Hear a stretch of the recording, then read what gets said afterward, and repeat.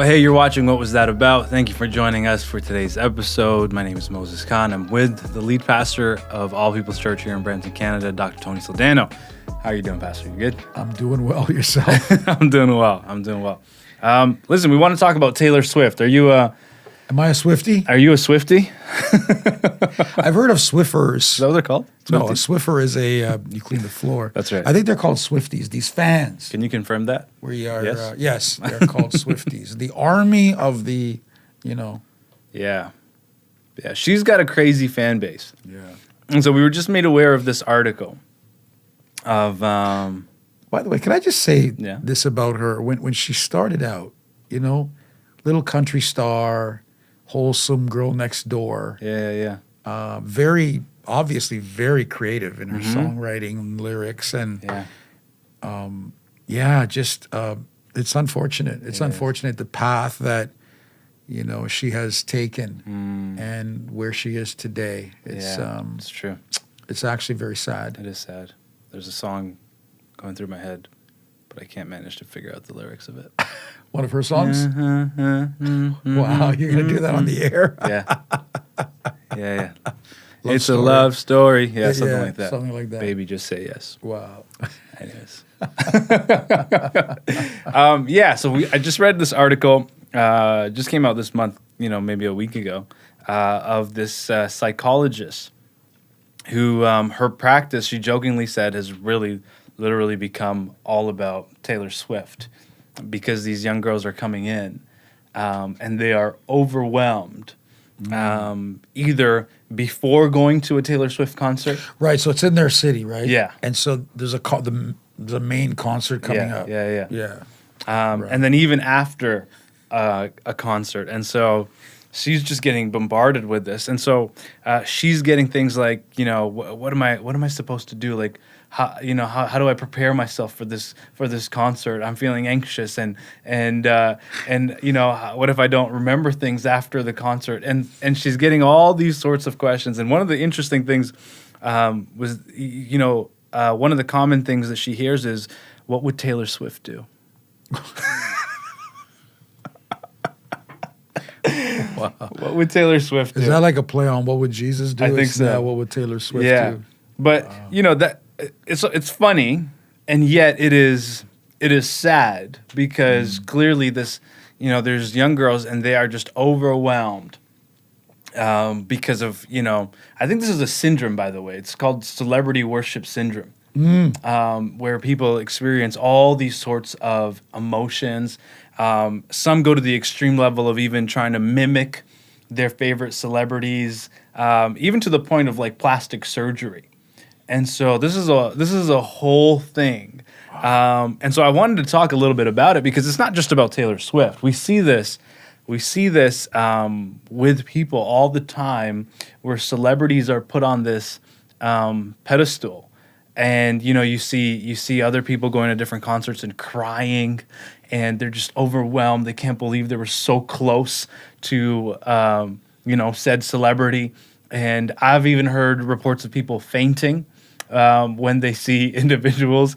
And so one of the things that even came out of this was post-concert amnesia. Is that right? And so they had such an incredible time, or their emotions were all over the place, that after the concert, it's like they can't even remember what happened. Wow.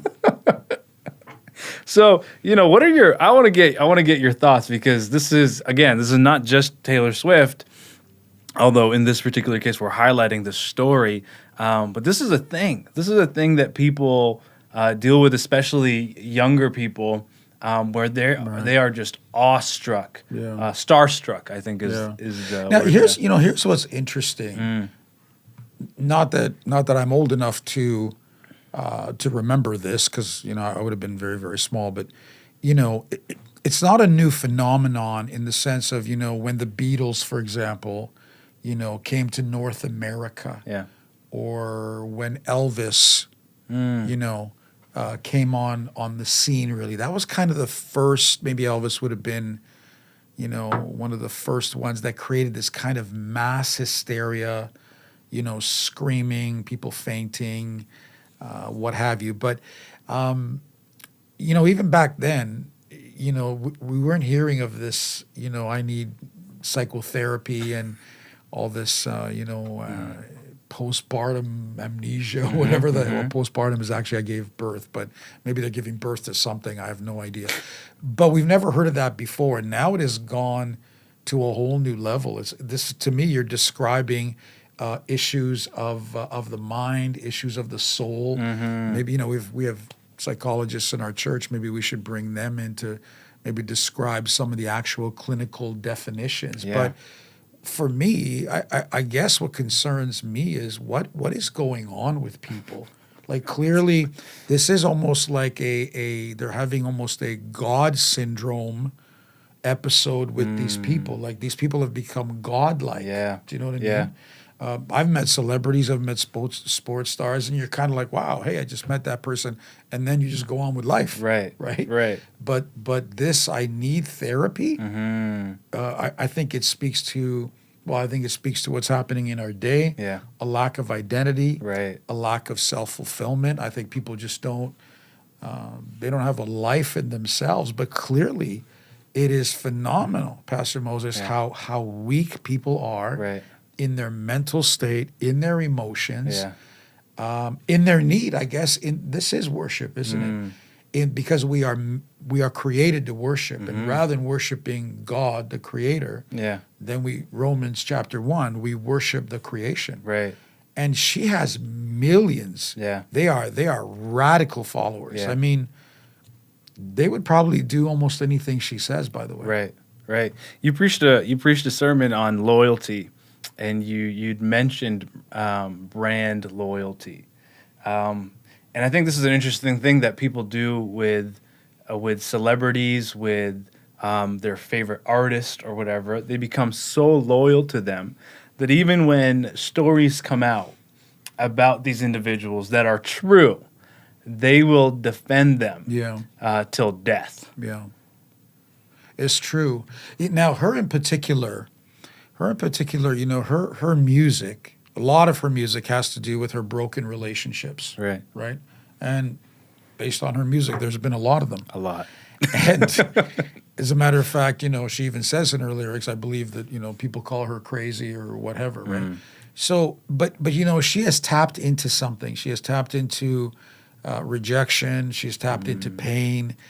She's tapped into anger. She's almost like a pastor. Like I relate to you. Right. I know your feelings. I know what it's like to be you. And it's like, no, you're probably a billionaire.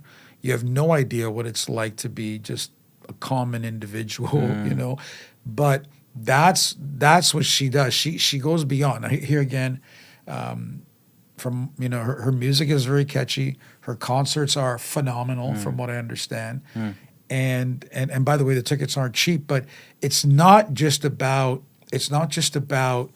the music. It's I'm pastoring you. Yeah. I'm leading you. Right. I am with you. I feel what you feel. Yeah. And it's almost like there's a spell over these people. Right. Like they are, not every fan, but there is a core base, right? That are so loyal to a person they've never met. Right. They've never met. They have never met. They don't know you're alive. Yeah. Taylor doesn't know you're alive. But somehow she has tapped into this area of their heart. And you talk about loyalty. Yeah. That's what you call blind loyalty. Right. Yeah. Wild. And I think what's interesting about that is, they feel because of, I think a spell is a good word, because it's like they genuinely feel that this artist knows them, that this artist cares about them, feels for them, although they've never met them. Right. And they don't even know they exist. But Right. but clearly there's this thing, this attachment, this emotional attachment. Right. That is just bizarre. Now, to her credit, whether this, I would hope it's genuine. To her credit, my understanding is she has done a lot of nice things for her fans. That Okay. she's done these things that other people don't do for their fans per se, and Right. Goodwill gestures, kind gestures, Yeah. and that speaks to people as well. Right.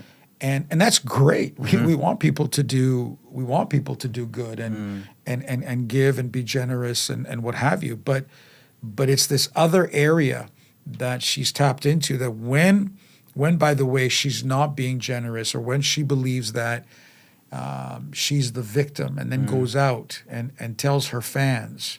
Right, because there's a story there, right? They have threatened people because now the people that Taylor says have done her wrong.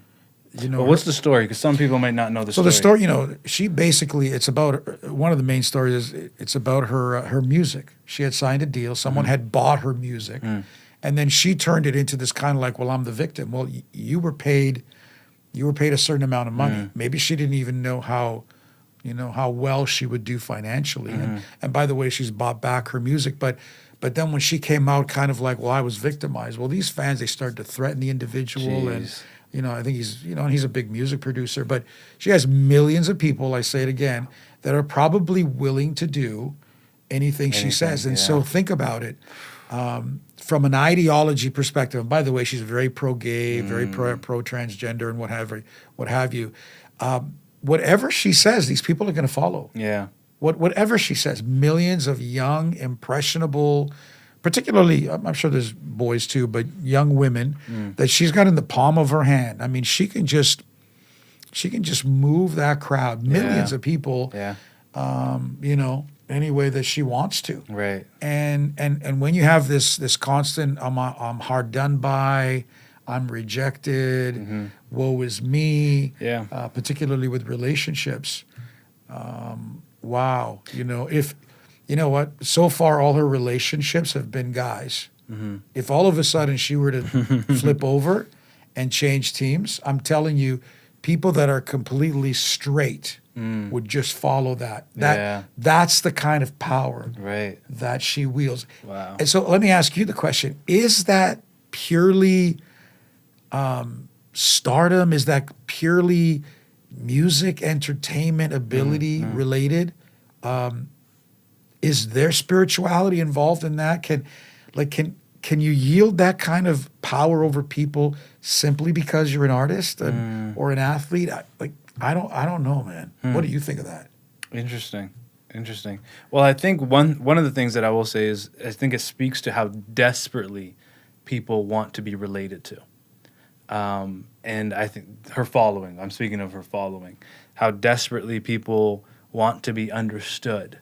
And there is a lot of power when there's somebody that understands you, somebody that knows you in a way that nobody else does, because that's that's kind of the tendency. And her main following is probably young girls, and so they're going through things, and of course they're going to be thinking nobody else understands me. Meanwhile, the whole world has gone through what you've gone through. It's it's a high school breakup. Calm down. And so it's like there's power behind that. When you believe, man, this individual, they know me, they understand me. There is this, I don't know, is it this weird like lustful spirit of attachment that's there? So I do think it's beyond just, hey, I like your music. I think there is some sort of emotional tie there that can probably lean towards the side of spirituality.